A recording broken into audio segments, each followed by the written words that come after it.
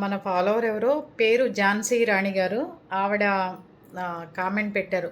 "నువ్వు ఈ చీర ఎక్కడ కొనుక్కున్నావో అడ్రస్ పెట్టు" అని. అందుకని ఈ చీర నేను ఎన్ని సంవత్సరాలయిందో కొనుక్కొని, మీరందరూ కామెంట్‌లోకి వచ్చి చెప్పండి. అందరూ సుమారు గెస్ చేయండి ఎన్ని సంవత్సరాలు అయ్యుంటుందో. రేపొద్దున మీరందరూ ఆశ్చర్యం కలిగేటట్టు ఈ చీర ఎన్ని సంవత్సరాలయిందో చెప్తాను. ఇది ఉప్పాడ పట్టు. ఇది ఎన్ని సంవత్సరాలైందో చెప్తాను. ఆవిడకి షాప్ అడ్రస్ కావాలట. కానీ నువ్వు ఈ చీర ఎక్కడ కొన్నావో చెప్పు అని సంబోధించారు. రేపు అక్టోబర్‌లో మనము మన పీపుల్స్ టీవీ నుంచి కొంతమందికి సెలెక్ట్ చేసి చీరలు అవి పంపిద్దాం అనుకున్నాం కదా! దాంట్లో ఈ ఝాన్సీ రాణి గారు కూడా సెలెక్ట్ అయ్యారు.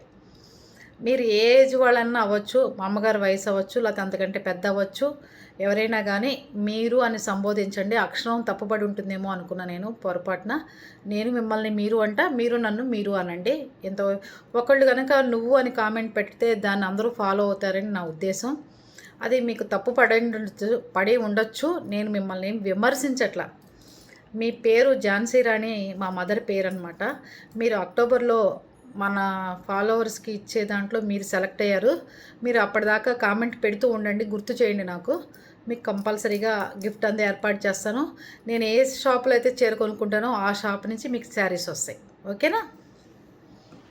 మీరందరూ మాత్రం ఇది ఎన్ని సంవత్సరాలు అయిందో కరెక్ట్గా చెప్పండి. రేపొద్దున కల్లా టకటక నేను రేపు మార్నింగ్ వీడియో పెడతా ఎన్ని సంవత్సరాలు అయిందో.